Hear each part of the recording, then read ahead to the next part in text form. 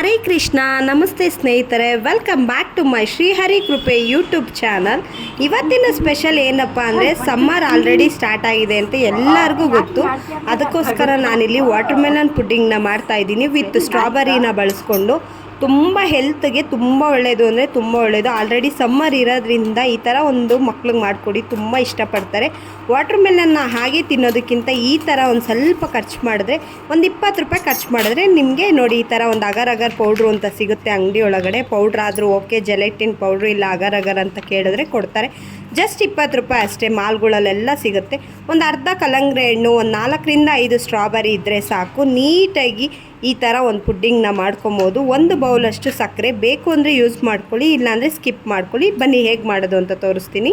ಮೊದಲಿಗೆ ನಾನಿಲ್ಲಿ ಕಲ್ಲಂಗಡಿ ಹಣ್ಣನ್ನ ಚಿಕ್ಕ ಚಿಕ್ಕ ಪೀಸ್ದಾಗಿ ಕಟ್ ಮಾಡಿ ಇಟ್ಕೊಂಡಿದ್ದೀನಿ. ಅದನ್ನು ಮಿಕ್ಸಿ ಜಾರ್ಗೆ ಹಾಕಿ ನೀಟಾಗಿ ಜ್ಯೂಸನ್ನ ಸಪ್ರೇಟ್ ಮಾಡ್ಕೊತಾ ಇದ್ದೀನಿ. ನೋಡಿ, ಬೀಜ ಸಮೇತ ಇದನ್ನು ಗ್ರೈಂಡ್ ಮಾಡಿದ್ದೀನಿ. ನೋಡಿ, ಈ ಥರ ಒಂದು ಫಿಲ್ಟ್ರ್ ಇಟ್ಕೊಂಡು ಫಿಲ್ಟ್ರ್ ಮಾಡ್ಕೊಳ್ಳಿ. ಜ್ಯೂಸ್ ಮಾತ್ರ ತೊಗೊಳ್ಳಿ. ಏನು ಫಿಲ್ಟ್ರ್ ಮಾಡ್ತಿದ್ದೀರಲ್ಲ ಅದಕ್ಕೆ ಅದೇ ಮಿಕ್ಸಿ ಜಾರ್ಗೆ ನಾನಿಲ್ಲಿ ಕಟ್ ಮಾಡಿ ಇಟ್ಕೊಂಡಿರೋ ಅಂಥ ಸ್ಟ್ರಾಬೆರಿನೂ ಕೂಡ ಹಾಕ್ಕೊಂಡು ಗ್ರೈಂಡ್ ಮಾಡಿಕೊಂಡು ಅದನ್ನು ಕೂಡ ಅದೇ ಜ್ಯೂಸ್ಗೆ ಮಿಕ್ಸ್ ಮಾಡ್ಕೊತಾ ಇದ್ದೀನಿ. ನೋಡಿ, ನಾನು ವಾಟರ್ ಮೆಲನ್ನು ಮತ್ತು ಸ್ಟ್ರಾಬೆರಿ ಎರಡೂ ಕೂಡ ಮಿಕ್ಸ್ ಮಾಡಿಕೊಂಡು ಒಂದು ಜ್ಯೂಸನ್ನ ರೆಡಿ ಮಾಡಿ ಇಟ್ಕೊಂಡಿದ್ದೀವಿ. ಎಷ್ಟು ತಿಕ್ಕಾಗಿ ನೀಟಾಗಿ ಕಲರ್ ಆಗಿದೆ ನೋಡಿ. ಇದನ್ನು ಒಂದು 10 to 15 ಮಿನಿಟ್ಸ್ ಬಾಯ್ಲ್ಡ್ ಆಗೋದಕ್ಕೆ ಇಡೋಣ. ಇದಕ್ಕೆ ನಾನು ಒಂದು ಬೌಲಷ್ಟು ಸಕ್ಕರೆಯನ್ನು ಆ್ಯಡ್ ಮಾಡ್ಕೊತಾ ಇದ್ದೀನಿ. ಬೇಕು ಅನ್ನೋರು ಆ್ಯಡ್ ಮಾಡ್ಕೊಳ್ಳಿ, ಇಲ್ಲ ಅಂದರೆ ಓಕೆ ಅನ್ನೋರು ಸ್ಕಿಪ್ ಮಾಡ್ಕೊಳ್ಳಿ. ನಾನಿಲ್ಲಿ ಒಂದು ಬೌಲಷ್ಟು ಸಕ್ಕರೆಯನ್ನು ಆ್ಯಡ್ ಮಾಡಿಕೊಂಡು ಇದಕ್ಕೆ ಕಟ್ ಮಾಡಿ ಇಟ್ಕೊಂಡಿರೋವಂಥ ಸ್ಟ್ರಾಬೆರಿ ಮತ್ತು ವಾಟರ್ ಮೆಲನ್ನ ಚಿಕ್ಕ ಚಿಕ್ಕದಾಗಿ ಚಾಪ್ ಮಾಡಿ ಇಟ್ಕೊಂಡಿದ್ದೀನಿ. ಎರಡೂ ಕೂಡ ಹಾಕೋತಾ ಇದ್ದೀನಿ. ಇದಕ್ಕೆ ಅಗರ್ ಅಗರ್ ಅಂತ ಏನು ಬರುತ್ತಲ್ಲ ಜೆಲ್ಲಿ, ಅದನ್ನು ಆ್ಯಡ್ ಮಾಡ್ಕೊತಾ ಇದ್ದೀನಿ. ಇಲ್ಲ ಅಂದರೆ ಜೆಲಿಟಿನ್ ಪೌಡ್ರು ಅಂತ ಸಿಗುತ್ತೆ, ಅದನ್ನು ಕೂಡ ಹಾಕೋಬೋದು. ಇದನ್ನು ಹಾಕ್ಕೊಂಡು ಒಂದು 5 to 10 ಮಿನಿಟ್ಸ್ವರೆಗೂ ಬಾಯ್ಲ್ ಮಾಡ್ಕೊಳ್ಳಿ. ಆ ಜೆಲ್ಲಿ ಒಂಥರ ನಿಮಗೆ ನೋಡಿ ತಿಕ್ಕಾಗಿ ಕಲರ್ ಬರುತ್ತೆ. ಒಂದು ಸ್ವಲ್ಪ ಆರಿದ್ಮೇಲೆ ಇದನ್ನು ಒಂದು ಬೌಲ್ಗೆ ಟ್ರಾನ್ಸ್ಫರ್ ಮಾಡ್ಕೋಬೋದು.